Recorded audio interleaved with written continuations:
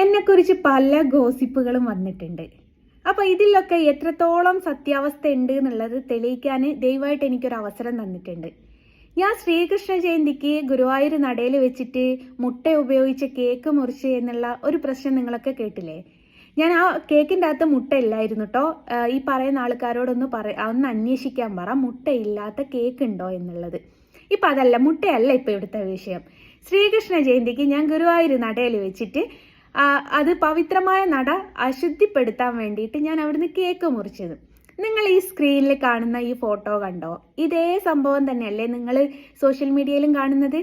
അത് ഞാൻ എന്നാ പോസ്റ്റ് ചെയ്തതെന്നുള്ളത് അതിൻ്റെ അടുത്ത ഡേറ്റ് നിങ്ങൾ കണ്ടോ? ജൂൺ 15 എൻ്റെ ജന്മദിനത്തിൻ്റെ അന്ന് ഗുരുവായൂർ നടൻ്റെ പുറത്ത് വെച്ചിട്ട് ഞാനൊരു കേക്ക് കട്ട് ചെയ്തിട്ടുണ്ടായിരുന്നു. അതിൻ്റെതാണ് നിങ്ങൾ ആ കാണുന്നത്. ഇനി വിശ്വാസമില്ലാത്ത ആൾക്കാർക്ക് എൻ്റെ ഇൻസ്റ്റാ പേജോ ഫേസ്ബുക്ക് പേജോ അല്ലെ എൻ്റെ യൂട്യൂബ് ചാനലോ എടുത്ത് നോക്കിയാൽ എന്നാണ് ആ വീഡിയോ പോസ്റ്റ് ചെയ്തത് എന്നുള്ളത് വ്യക്തമായിട്ട് നിങ്ങൾക്ക് മനസ്സിലാവും. ഇപ്പം മനസ്സിലായില്ലേ എന്നെക്കുറിച്ച് പറയുന്ന ഗോസിപ്പുകളിലൊക്കെ എത്രത്തോളം സത്യമുണ്ട് എന്നുള്ളത്? എന്തിനാണ് അമ്പലനടയിൽ വെച്ചിട്ട് കേക്ക് കട്ട് ചെയ്തത്?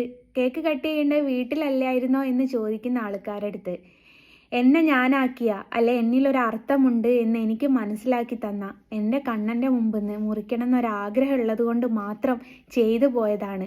അതിൽ എന്തെങ്കിലും തെറ്റുണ്ടെങ്കിൽ ഞാൻ നിങ്ങളെ അടുത്ത് ക്ഷമ ചോദിക്കുന്നു.